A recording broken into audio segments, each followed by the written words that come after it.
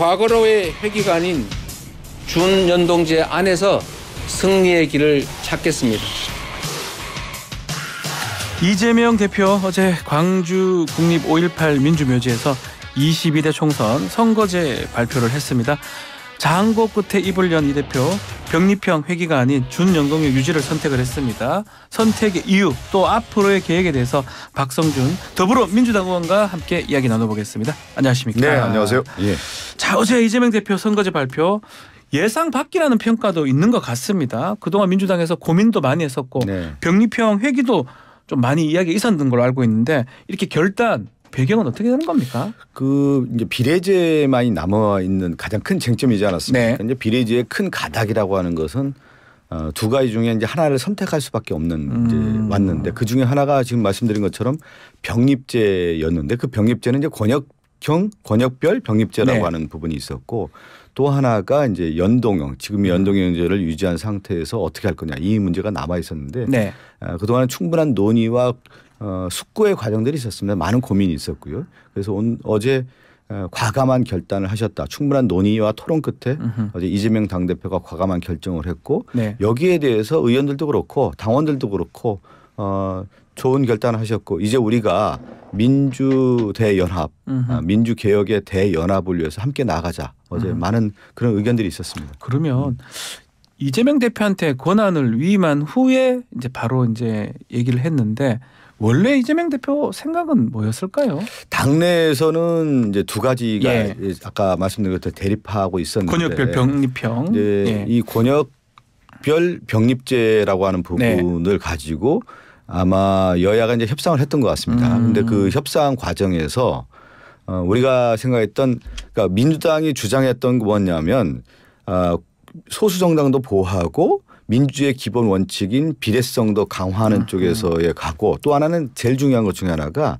그동안 한국 정치의 병리 현상이었던 병폐 현상 중에 하나가 지역주의를 완화하는 게 아니겠습니까? 그래서 권역별 병립형을 했을 경우에는 호남에서도 국민의힘이 당선될 수 있고 그렇죠. 영남에서도 우리 민주당이 당선될 수 있는 이중 등록제라고 하는 부분이죠. 네. 그러니까 지역구도 출마하고 비례대표도 출마할 수 있는 것을 해서 지역주의로 안 하는 쪽에서 해보는 게 어떻겠냐라는 안하고 네. 특히 또 이제 우리가 얘기하는 소수 정당의 확보를 위해서 30%는 소수 정당에 할애하고 3% 정도만 득표를 얻는다고 하면은 네. 의석을 한 석 정도 줄 수 있는 그런 룰을 좀 만들어 보자. 보다 더 진전된 안을 가지고 얘기를 해보자 했지만 네. 결국은 국민의힘이 이제 거부를 하지 않았습니까? 그러니까 협상이라고 하는 것은 여야가 하는 거고 선거제라는 것은 합의에 의해서 해야 되는 건데 그것이 안 됐다고 하면은 기존에 있는 준연동형제 안에서의 우리가 이제 선택을 할 수밖에 없다라고 네. 하는 결정이었고 그것은 뭐냐면 우리 이재명 당대표 말씀하신 것처럼 서생적 문제 인식과 상인적 현실 인식이라고 하는 김대중 전 대통령의 말씀을 빌어서 이것은 현실 인식을 해야 되는 것이다. 네. 그래서 준연동형제 안에서의 민주대개혁 진보 세력이 통합할 수 있는 연합비례정당 그러니까 통합비례정당으로 가야 되는 것이다라고 하는 것을 결론을 내게 된 거죠. 자, 그러면 네. 선거제 발표에 앞서서 문재인 전 대통령 예방을 했잖아요. 의원님도 자리에 같이 이제 있었던 걸로 알고 있는데 혹시나 문 전 대통령 하고 얘기하는 과정에서 이 선거제 같은 게 좀 얘기가 나왔던지 그런 게 있을까요? 제가 이제 1박 2일 같이 예. 동행을 했거든요. 이재명 당대표님 네. 모시고 이제 동행을 했는데 최고위원들도 그렇고 같이 얘기하면서 1박 2일 동안 사실은 선거제도에 대한 얘기는 언급이 없었어요. 저도 제가 이제 최고위원들은 왜 선거제 식사하면서 얘기 안 합니까? 가장 중요한 얘기가 될 건데요. 이미 너무 많은 토론과 예. 숙고와 고민과 다 이제 얘기를 하셔서 이미 이제 결론이 남았고 그 전에 그러면 이미 이제 다 결론을 냈고 이제 문재인 대통령과의 말씀 중에서도 이제 문재인 대통령이 그런 얘기를 하시지 않았습니까? 제3세력을 아우를 수 있는 민주대연합이라고 하는 부분에 있어서 예. 같이 해야 된다라고 하는 부분을 또 말씀하셨기 때문에 전반적으로 볼 때 이제는 우리가 얘기하는 집을 준연동형제 안에서의 집을 져야 된다라고 하는 부분을 이재명 당대표가 결론을 냈고 결심을 했고 그 발표 시점을 이제 어제 아침에 했다 이렇게 보면 되겠습니다. 그러면 뭐 그 전에 이미 결정을 내렸고 예. 또 한편으로는 문재인 전 대통령 영향도 조금 있었다고 볼 수도 있네요. 뭐 서로 이제 의견이 이제 예. 그 부분에 대해서는 같이 했다 이렇게 볼 수가 비슷하니까. 있겠었죠. 또 눈여겨볼 부분이 광주에서 발표를 했습니다. 뭔가 특별한 이유가 있을까요? 일각에서는 이게 친명 또 이른바 친문 예. 민주당 갈등 이걸 봉합하기 위한 포석이다 이런 해석도 있는데요. 아니 그렇지 않은 게 예. 그 문재인 전 대통령님께서 그 식사하는 와중에 그 얘기를 하시더라고요. 네. 이제 우리 민주당의 이제 이재명 명자 문재인의 문자에서 민주당은 이제 명문 정당이고 명문정당. 예. 하나하고 예. 그동안 단결을 해왔는데 갑자기 선거쯤에 친문과 친명을 나누는 그런 프레임이 있어서 너무 안타깝다. 왜 네. 이런 일이 있을 수 있느냐 그런 말씀을 하시면서 결국 단결과 단합 통합을 얘기하셨습니다. 네. 그런 프레임은 저는 결국은 민주당 분열시키고자 하는 하나의 잘못된 프레임이라고 보고 있고요. 지금 말씀하신 것처럼 이제 광주에서 광주. 이제 말씀을 하셨다라는 것은 예.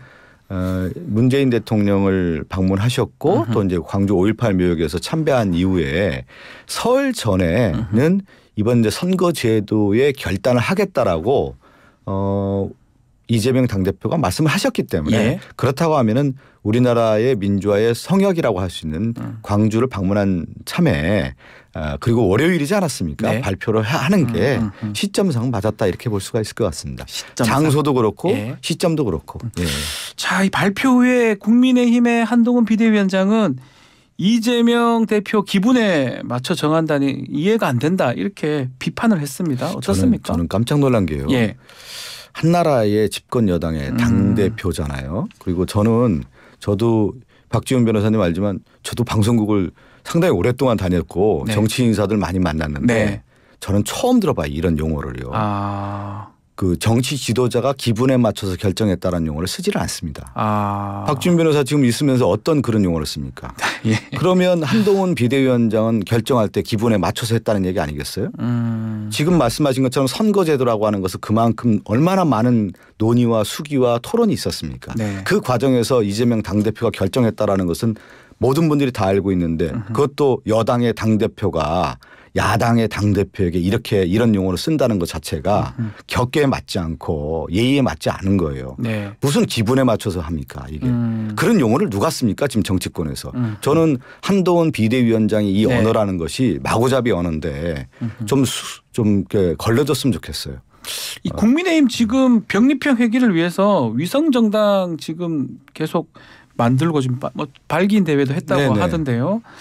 혹시 또 국민의힘이 좀 가장 영향이 있었다고 봐야 됩니까? 그렇죠. 왜 그러냐면 이제 선거제도라고 하는 부분에 네. 있어서 준연동형제라는 것이 그런 용어로 쓰셨잖아요. 불완전하지만 소중한 한 걸음 나갔다. 이게 뭐냐면 이재명 당대표가 말씀하신 예. 건데 우리나라 선거제도라고 하는 것이 그동안에 많은 이제 변화가 있었지 않았습니까? 네. 그 변화 과정에서 가장 중요한 게 뭐냐면 국민의 이 표를 제대로 반영했느냐예요. 그게 뭐냐면 비례성과 대표성 아니겠습니까? 예. 그리고 이제 소수장을 보호할 수 있느냐에 대한 부분.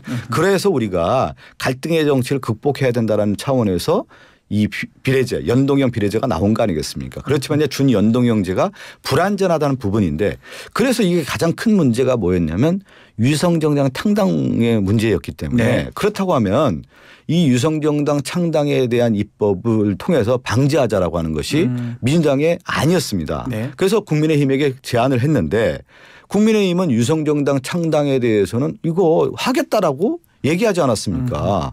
그러니까 우리가 얘기한 것처럼 저쪽에서는 창을 들었는데 우리는 그나마 그렇다고 하면 준연동형제 안에서의 방패를 들어야 되는 거 아니냐라고 하는 것이 최소 그것이 저는 이제 상인적 현실 인식이라고 보는 거고 그래서 지금 민주당의 많은 당원이나 지지자들이 우리 이재명 당대표의 결정에 박수를 보내고 있다고 봅니다.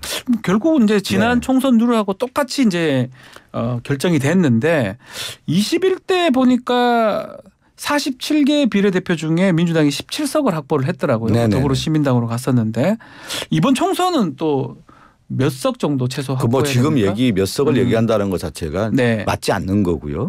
지금 그런 각오인 거죠. 죽을 각오를 가지고 네. 우리가 이런 민주 대연합이라고 하는 부분을 만들어서 가장 그게 뭐냐. 그러니까 지금 이재명 당대표가 준연동형제를 유지하는 가운데 통합형 비례정당을 하겠다라고 하는 부분은 예. 윤석열 정권에 대한 심판을 하기 위해서 민주 진보 대연합의 어떤 집을 정해야 된다. 네. 그것은 결국은 윤석열 정권을 심판해야 된다라고 하는 명분에 있는 거 아니겠습니까? 그러한 차원에서 접근하고 있다. 이렇게 봐야 될 것 같습니다.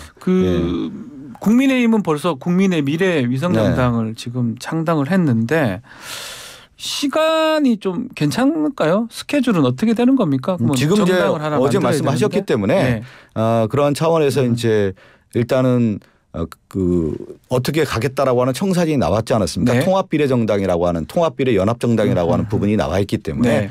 거기서 이제 충분한 어떻게 할 건지 범위를 어떻게 할 건지 시간을 어떻게 할 건지에 대한 것이 더욱더 이제 앞으로 탄력을 받을 것으로 보입니다. 자, 지금 말씀하신 통합비례정당 네. 이제 얘기를 했는데 비례위성정당 이 기본소득당의 용해인 의원이 계속 주장을 했던 부분입니다. 네네.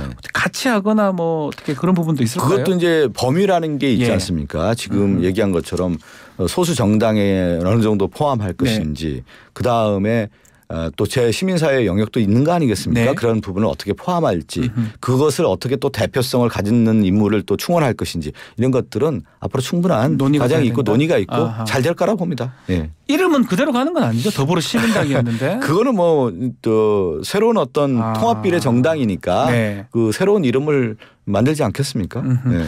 결국 이제 이 비례연합 정당이다. 그러면 범야권 연대라고 볼 수도 그렇죠. 있고. 범야권 연대인 것이죠. 그럼 지금 이제 조국 전 장관이나 송영길 전 대표 신당을 지금 만들고 있다고 하는데 그분들하고도 같이 할 수 있는 겁니까? 이제 그것은 예. 이제 얘기한 것처럼 지금 범야권의 진영을 만들어서 윤석열 정권의 심판을 해야 된다라고 하는 부분은 모든 세력, 제 세력을 포함한다고 볼 수가 있을 것 같고요. 네. 그런데 이제 구체적으로 들어갔을 때 그걸 어떻게 하겠냐라고 하는 이제 강론에 들어가는 거 아니겠습니까? 예. 그 강론 분야는 좀 더 지켜봐 주시죠. 예. 자, 그리고 지금 오늘부터 민주당 현역 의원 네. 하위 20% 1차 후보자 발표가 이제 있습니다. 또 컷오프 발표도 조만간 이루어질 것 같고요.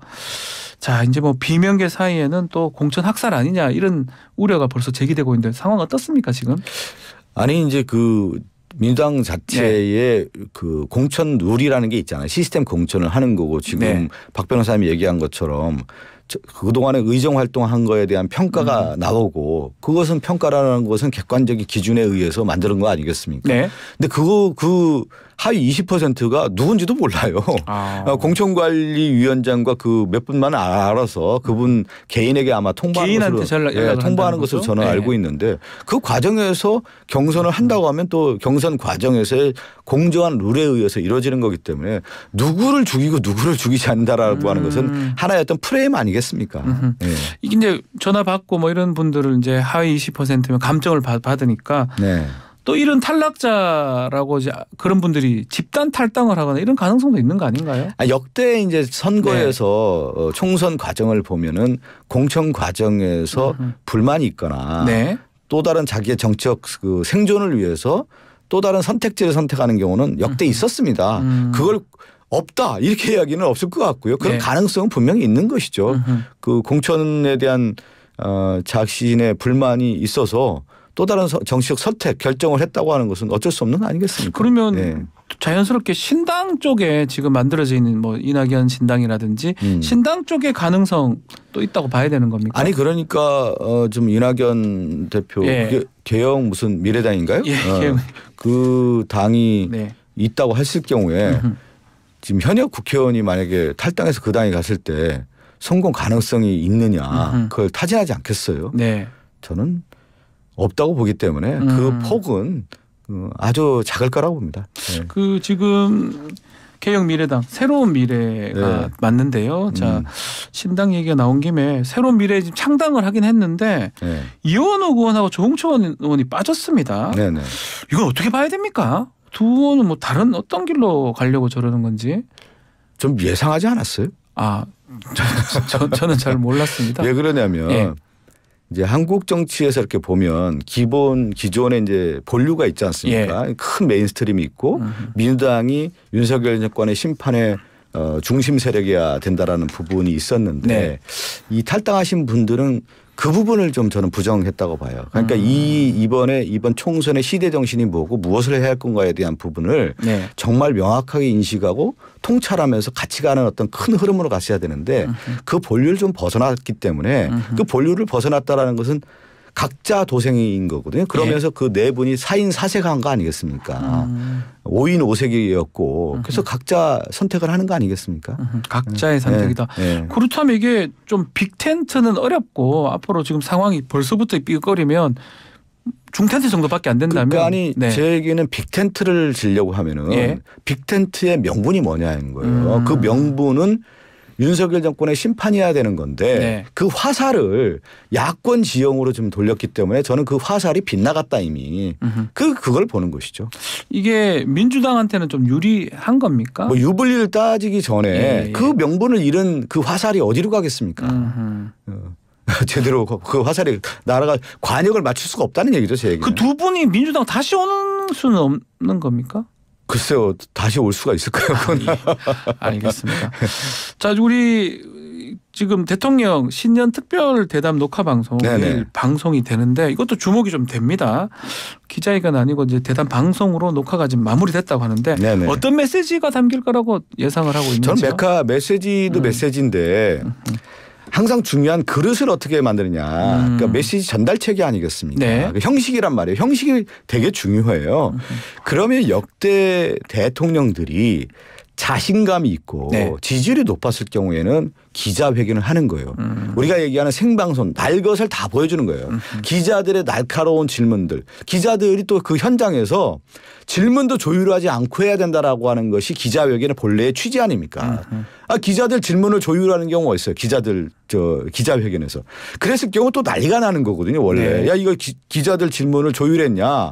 비판이 막 쏟아지는 겁니다. 그래서 기자회견장에서는 큰 주제만 이제 정해진 가운데 기자들의 자유로운 질문을 통해서 그야말로 국정 방향을 알고자 하는 것이 기자회견의 취지인데 네. 이게 기자회견입니까 정말?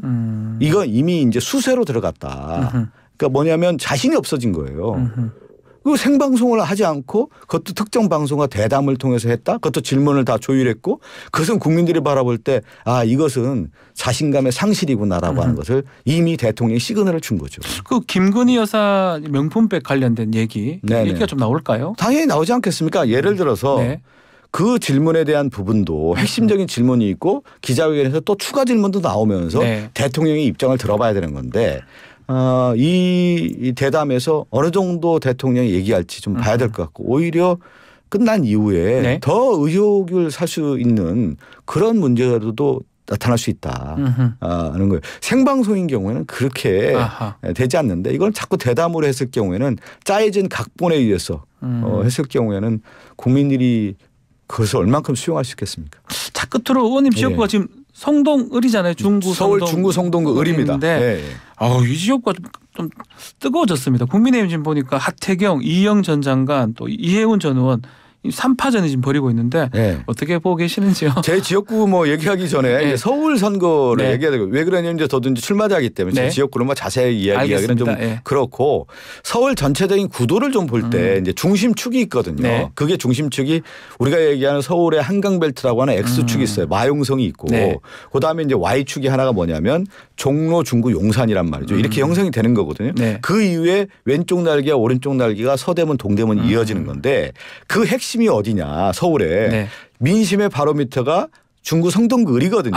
그렇다고 하면은 이제 여야의 싸움에서의 민심의 바로미터가 어디냐를 두고 싸우기 때문에 여기가 가장 충돌하는 지역이고 뜨거울 수밖에 없다. 그래서 원론적인 입장에서 제가 얘기를 드리는 겁니다. 자세하게 얘기 드리는 건 아닌 것 같고. 네, 지역구 얘기니까요. 알겠습니다. 자, 오늘 말씀은 여기까지 듣겠습니다. 감사합니다. 네, 감사합니다.